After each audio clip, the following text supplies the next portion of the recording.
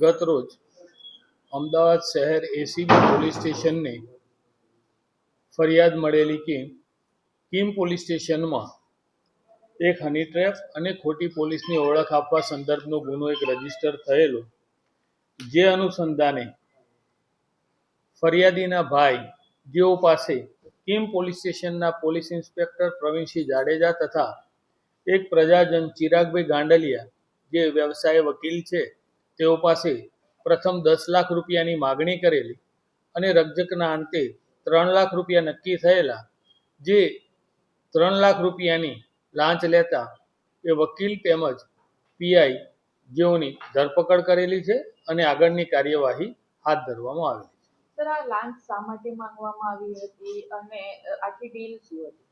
મતલબ જે ગુનો દાખલ થયેલો હતો રૂરલ પોલીસ સ્ટેશનમાં, એ ગુનાના કામે કલમો ઘટાડવી, આરોપીની હેરાનગતિ ન થાય, આ મુજબની જે મદદગારી કરવા એના આવેજ પેટે આ 10 લાખ માંગેલા અને 3 લાખ સ્વીકારેલા.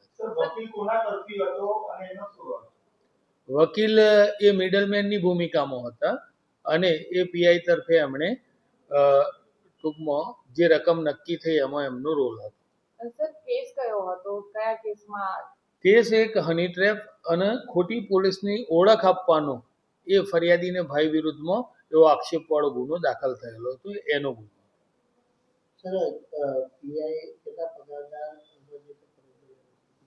પીઆઈ 2013ની બેચના પીએસઆઈ તરીકેની ભરતીના છે. હાલમાં તેઓનો 90,000 પગાર છે. સર, કઈ ફરિયાદ પણ કરવામાં આવી છે કે ઘરેણા વેચીને આપ્યા છે? હા, એવું અમારા તપાસમાં નથી આવ્યું હાલ સુધી, પણ જો એવું તપાસમાં આવશે તો એ મુદ્દો પણ અમે ધ્યાને લઈશું.